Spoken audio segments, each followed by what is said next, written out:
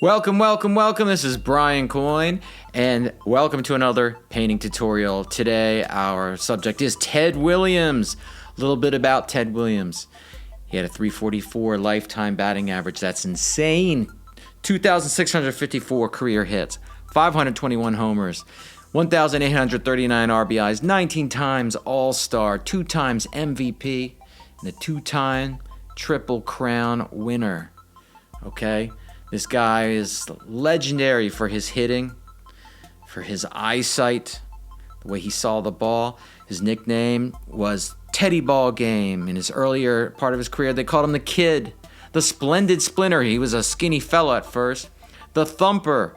His career spanned from 39 to 60. He was interrupted by 2 world wars he had to go fight, World War II and Korean War.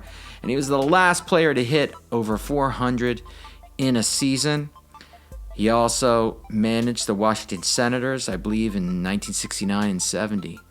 And I'll have a few more fun facts for you about him as we watch the painting progress. Here I'm working on a brown-toned canvas.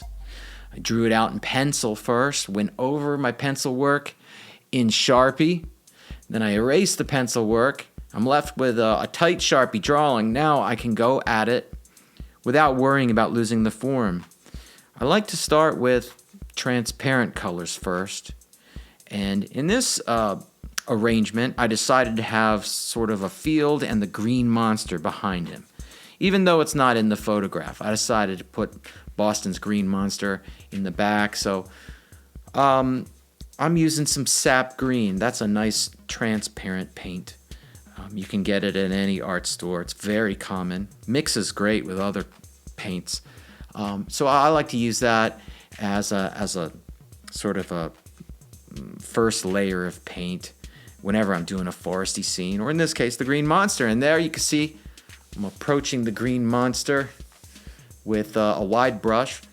I'm working around the little mini Ted. That's a drawing of Ted in his minor league days playing for San Diego, the minor league Boston team at the time. And it's one of the very few pictures I could find of Ted actually with a glove on his hand, actually fielding. That's why I was left with a minor league pitcher. I searched Google and could not find him actually holding a glove playing the outfield. If anybody can find one, please give me a link in the comment section below. I'd like to see pictures of Ted actually playing defense rather than just hitting and swinging a bat. All right, so I did some elapsed time here. You can see I'm working the background first. It's tempting to want to paint Ted, but I got to give him a context. So that means green wall in the background, blue sky, simple blue sky for now. That's called blocking him in. I'm blocking in. Now in this segment, you see I'm addressing the skin tones. And if I remember correctly, around this time, it was late at night. My only plan was to get the drawing done, and so I'm running out of steam by this time, and I'm not really making the best decisions in terms of skin tones. He looks a little sickly. He's green. He's got purple ears. I think at this time I say, all right. If I remember, I say forget it, and I call it a night. Or I come back, or I go and get a bite to eat or something, and I come back refreshed. I don't remember, but at least I've got the background in, right?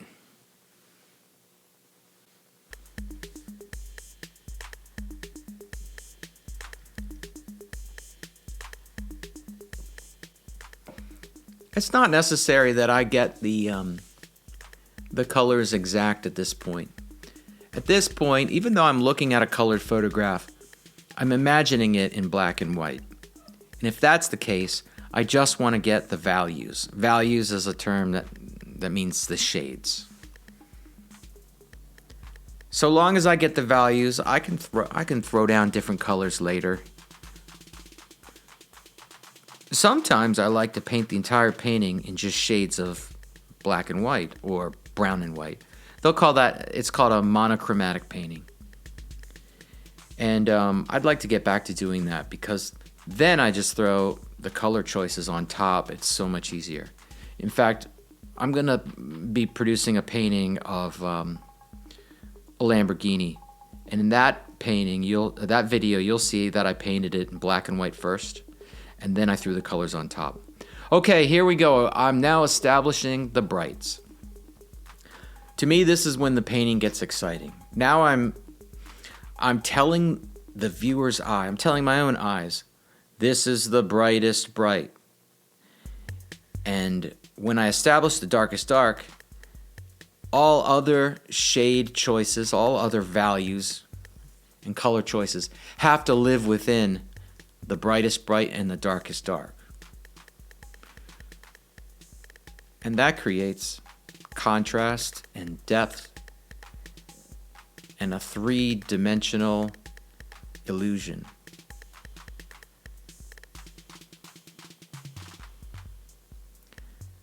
Because my underdrawing is done with Sharpie pen, even though I'm putting down opaque, non-transparent paint like this titanium white with a little bit of lemon yellow, I can still see the underdrawing underneath at all times. All times until the very end, which really helps me know where I am. I've had a lot of great teachers who really are great at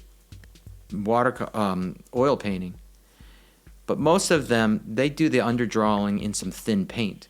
And their underdrawing will move and shift, and they'll constantly be reassessing the shapes, and that's fine.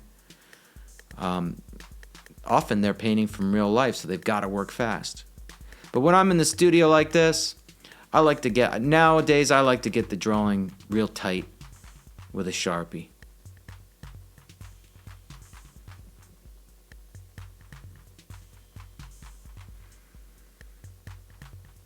I'm mapping out where that cast shadow is being cast across his legs from his arms.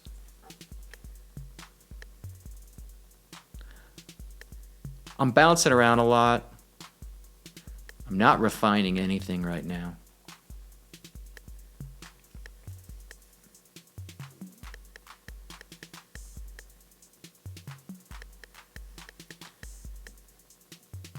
It's an old photograph I'm looking at. You can see it up on the computer screen. And I had to crop out some of the bat because, well, that photo is cropped in a square, almost a perfect square.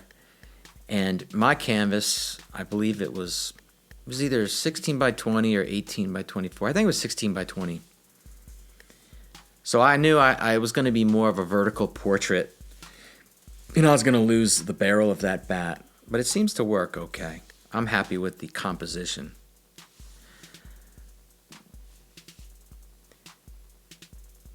But although it's an old photograph, I had to exaggerate the colors a bit, which meant bring in some lemon sunlight onto his jersey. Okay, now another exciting move. I decided, and this wasn't part of the plan, I just had that emptiness in the bottom right quadrant of the portrait, and I did not know going into this what was going to go there. I thought, I'll just have a big signature there. Luckily, I thought better of it and looked up the Boston Red Sox logo, not the B, but the Sox, their alternative logo, and it fit nicely right there. So now I've got red, which is an exciting color. I've now established to the viewer's eye the most intense color. Nothing else gets to be that intense. I may complement the red in the rosy cheeks of the faces, or the B on Ted's hat. But those socks will be the most intense color. It's a nice simple logo, isn't it?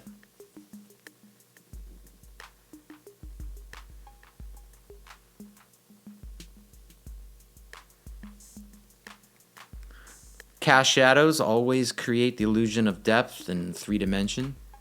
Soon as I darken the shadows under his sleeve and under his forearm, it's like Ted pops right out of the canvas. You know, like one of those children's pop-up books. Is that still a thing?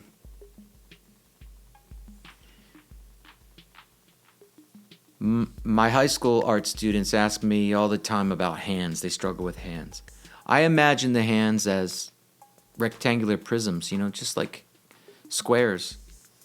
Put the shadows in, put the cracks between the fingers in later. Okay, now I'm establishing the darkest dark.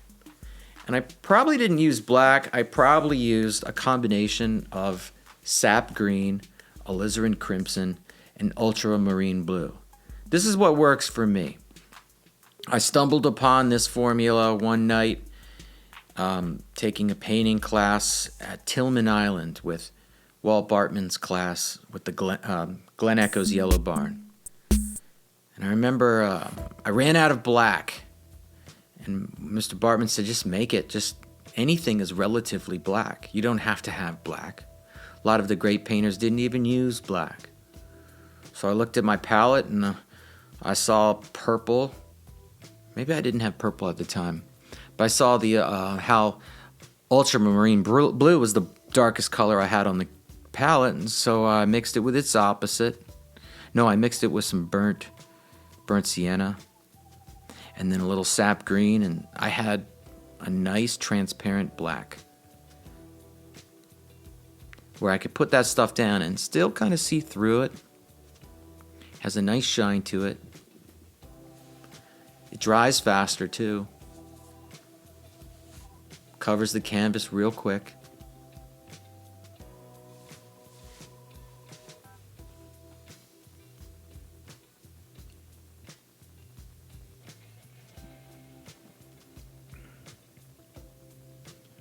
If his jersey is bright on the side of his rib cage, then I gotta have the darkest darks right up against it. That's called a moment of tension. That creates contrast.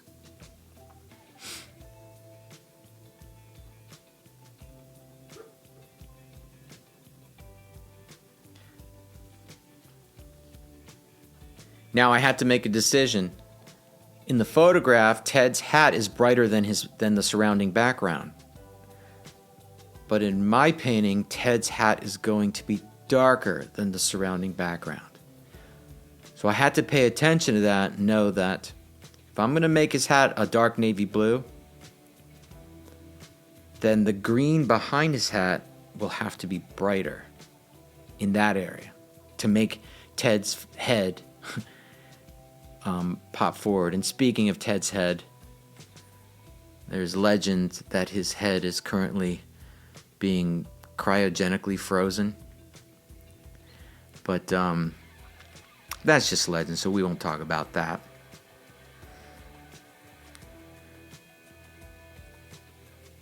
Now I'm switching to a smaller brush, and I'm gonna work the pilot. Yes, Ted Williams was a pilot in, I believe, in both WW2 and the Korean War. Feel free to correct me on that. And so I thought it would be really cool to blend together his military career with his baseball career in the same portrait.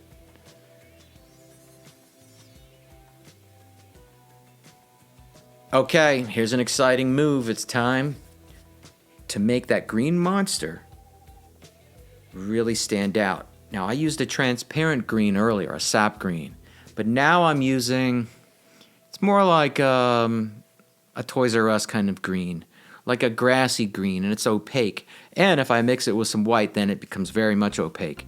Now, look how that covers, it blocks the transmission of light through the canvas.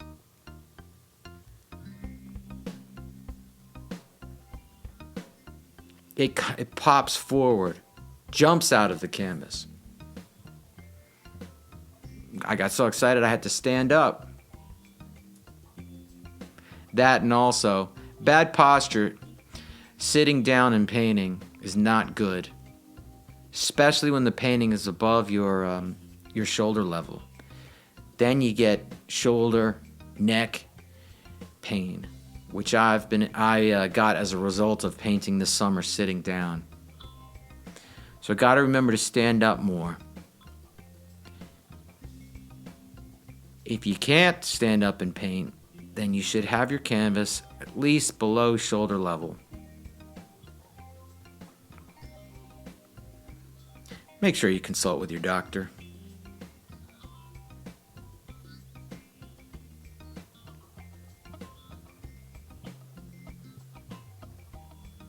Now I have to decide around the little Ted Williams, the outfielder. I have to decide at this point, is the background going to be brighter or darker than his figure? If so, which parts of the green monster will be brighter than Ted Williams leaping through the air? I want contrast at all times. So I think at this point I'm not sure. I'm realizing if he's wearing a light colored jersey, then the green behind him has to be darker than his jersey. But it's got to be brighter than the navy blue cap on the swinging Ted Williams.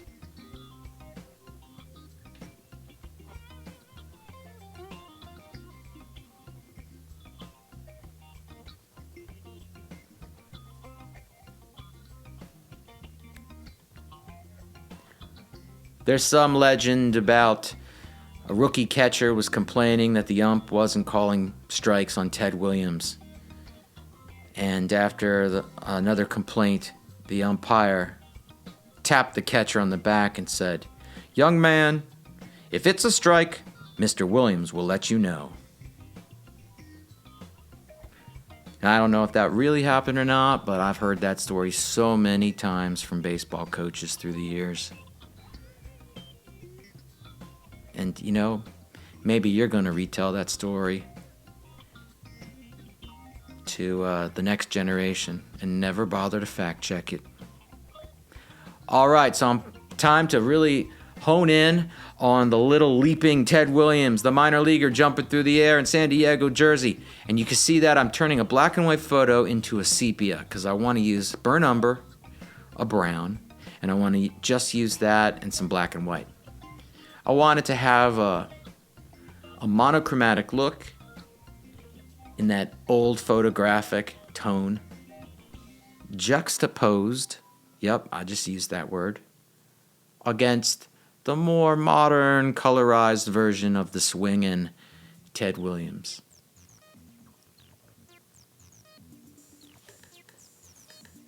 Also, I'm too lazy to colorize the leaping Ted Williams. I can copy colors I see, but I have trouble inventing colors that I don't see.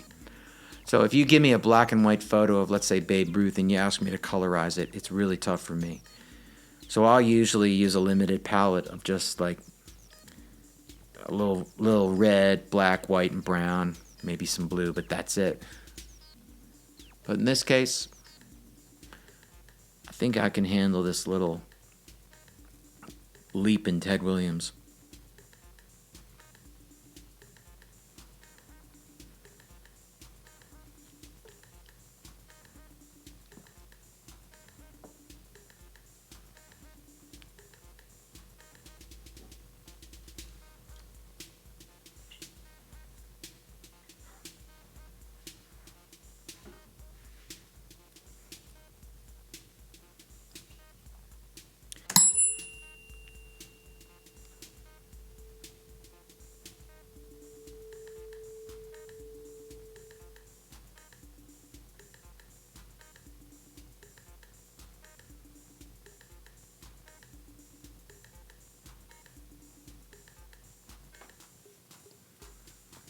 Gonna paint the socks in. Boy, I love those kind of socks, those horizontal stripes. Remember stirrups? They were called stirrups back then. They've since been replaced with regular socks by most teams. But back then you'd wear white socks and then you'd put your colored stirrups over them. Those were the good old days. Okay, back to the skin tones. Looks like I'm establishing some of the brights on his face and on his arm. Sometimes I'll have the brights established. I'll fuss about with the paint.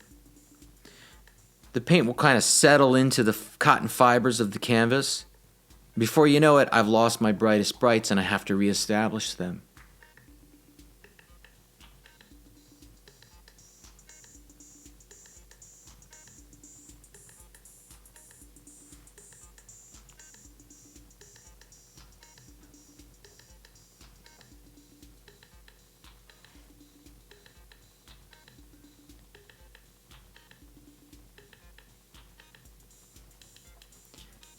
As a kid, I didn't read a lot of books, I must confess.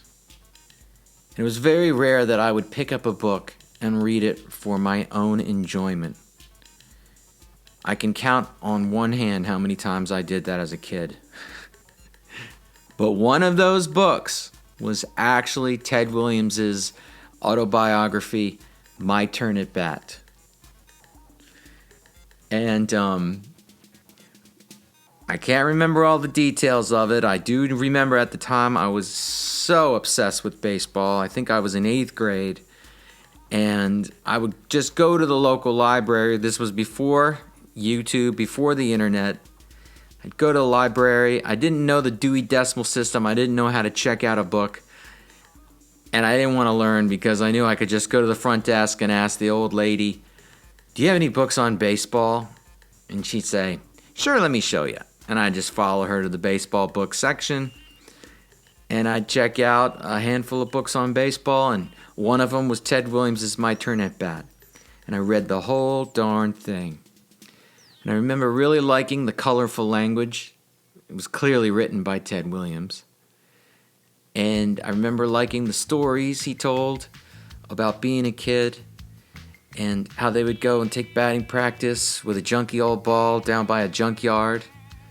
And they'd say, "Okay, if you hit the ball off of that Chevrolet, it's worth 2 bases. And if you hit the ball off of that Coors beer sign, it'll be a triple. And if you hit it over that barbed wire fence, it's a home run."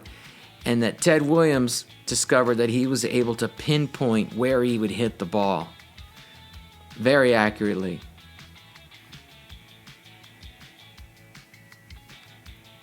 I also learned that he loved hunting.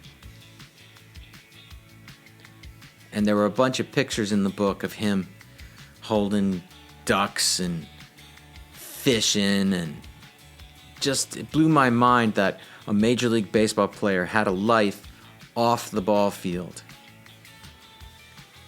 And then he talked a lot about his manager career, managing the Washington Senators. And that blew my mind as a kid, learning that a ball player would retire as a ball player and then become in charge of other ball players. And would assume that role of being the old guy, the boss.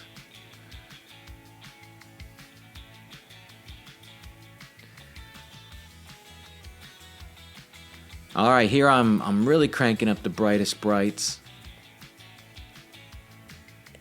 I'm just laying down the paint. I'm not really delicately working it in. I'm not blending just yet. I will eventually. But here, I do a lot of squinting, guessing what the brights are and what do I see when my eyes are almost closed, and then I'll just try and paint that. I think you can see me. Yes. You can see the sides of my eyes. I do have some nervous facial twitches, but you can see I'm squinting a lot to try and judge shades. It's a necessary thing in painting. Try it. Try to squint right now and ask yourself, how much of the darks do I still see when my eyes are almost closed? And then that excludes all the extra detail that you don't need to see until the very end.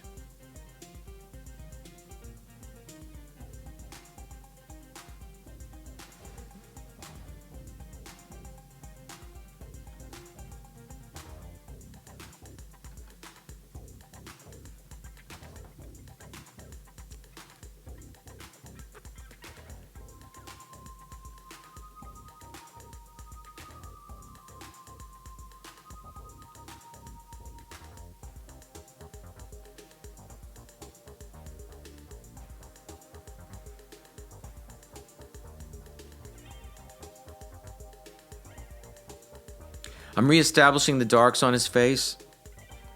I'm not blending him right just yet. I'm just dropping him in. It looks like he's got a mustache. Well, there's a shadow under that nose. I gotta put the shadow in. I'll blend it to make it look like a shadow. There's shadows under his eyes. He doesn't have baggy eyes. He's still a young guy in that picture. But I still gotta put some shadows under his bottom eyelids.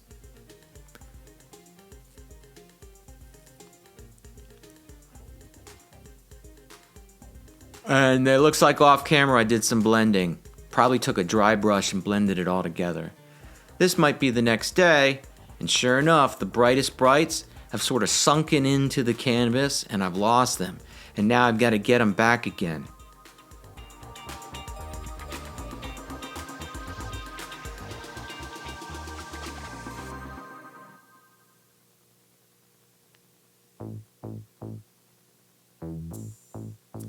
I love that there are hidden colors in his jersey. Even though it's his home jersey, we call them white jerseys, right? The materials are white. Those jerseys, his jersey is reflecting all kinds of colors around him.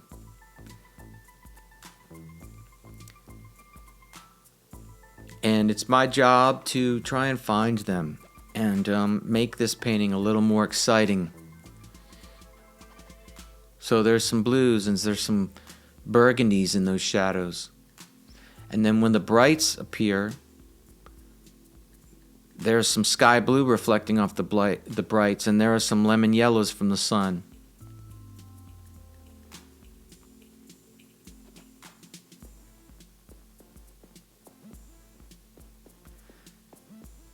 Sometimes there's some big monster green bouncing off of the monster, hitting the jerseys of these ball players.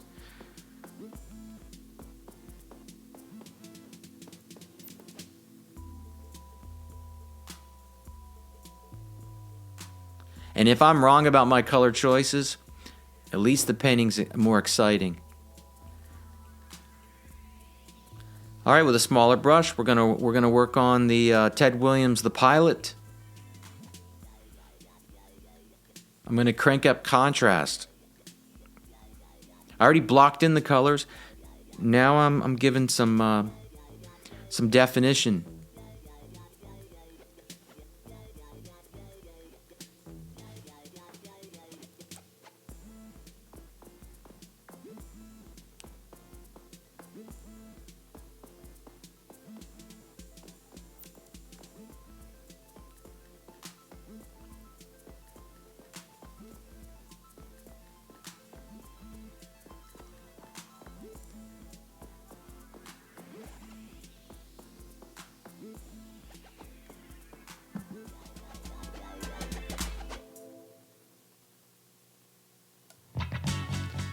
All right. So the story about where is Ted Williams' body right now? Okay, well let me read you what Wikipedia says about that. Though his will stated his desire to be cremated and his ashes scattered in the Florida Keys, Williams' son John Henry and younger daughter Claudia chose to have his remains frozen cryonically. Ted's elder daughter, Bobby Jo Farrell, brought a suit to have her father's wishes recognized. John Henry's lawyer then produced an informal family pact signed by Ted, Claudia, and John Henry, in which they agreed to, quote, put into biostasis after we die, to, quote, be able to be together in the future, even if it is only a chance, unquote. So Bobby Jo and her attorney, Spike Fitzpatrick, former attorney of Ted Williams, contended that the family pact, which was scribbled on an ink-stained napkin, was forged by John Henry and or Claudia. Fitzpatrick and Farrell believed that the signature was not obtained legally. Laboratory analysis proved that the signature was genuine. John Henry said that his father was a believer in science and was willing to try cryonics if it held the possibility of reuniting the family. Man, that's a family that really sticks together. Well, we'll see. If we can bring Ted Williams back to life, then all that family fighting was worth it. and they'll be reunited with Ted. And, man, maybe he'll get to play ball again. Maybe science will allow him to get his swing back, and who knows? So don't close the book on Ted Williams. Not yet. Look, this is the next day, and the paint has dried a bit, or a couple days later, and look how the Sharpie marker has reappeared through the jersey. All right, that's the frustrating part about drawing in Sharpie. So I've got to now put more layers on his jersey, more layers to cover up the Sharpie. It served a purpose, but now I got to get rid of it. And I end up repeating this process a few times.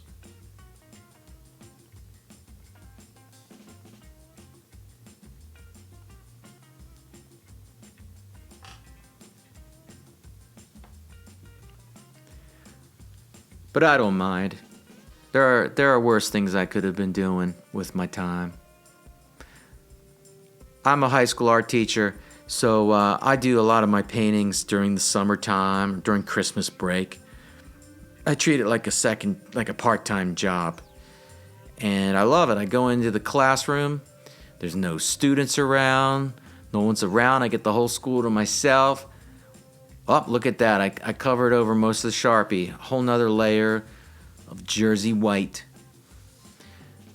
But right, at my school, I turn my classroom into my home studio, my painting studio. And I might be be working on 5 different paintings at the same time. And they're all at different levels. And I've got them on different easels on all these different students' desks. And I got my favorite podcast going, or I'm listening to music.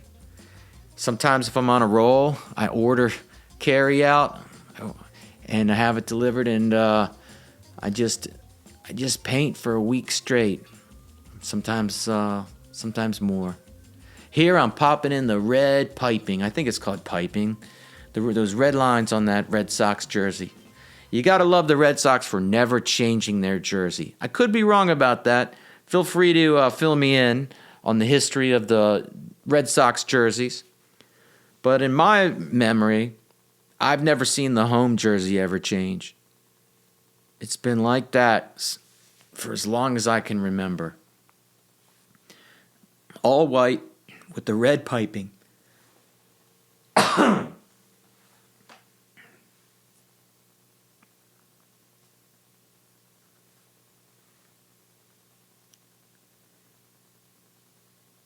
And I don't think the home jerseys have the last name on the back. I think, much like the Yankees, they don't put the names on the back of the jersey out of tradition.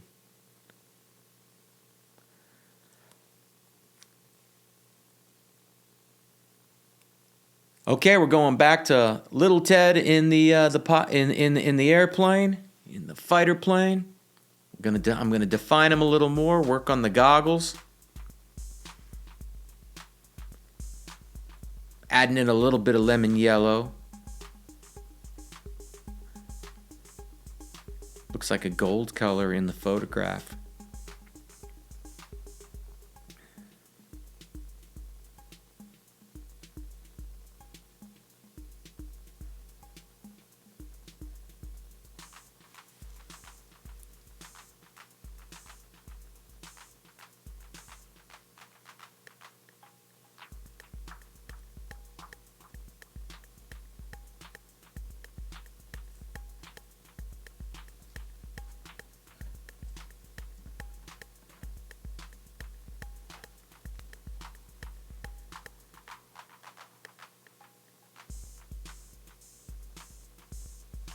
I also had the joy of listening to Oriole baseball games while I did this painting. If you listen to the audio of the original clips, you can hear the ball game in the background.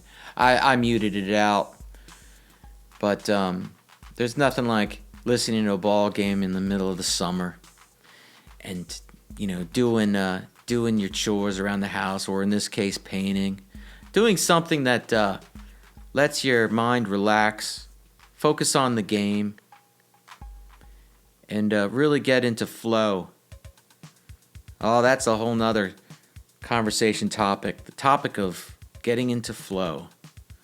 Hopefully you have a hobby that puts your mind at ease and it's true recreation.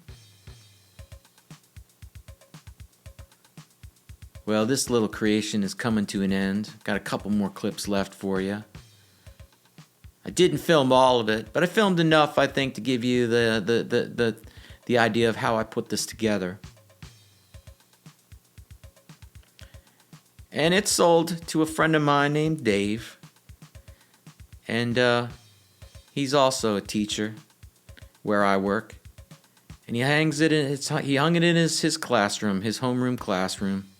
And I get to see it on the wall there, next to another painting I did of a Red Sox that Dave bought for me, Carl Yastrzemski. So when I walk past his classroom, I look through the window, and I can see Carl Yastrzemski and Ted Williams on the wall. And can you guess where Dave is from? That's right, Boston.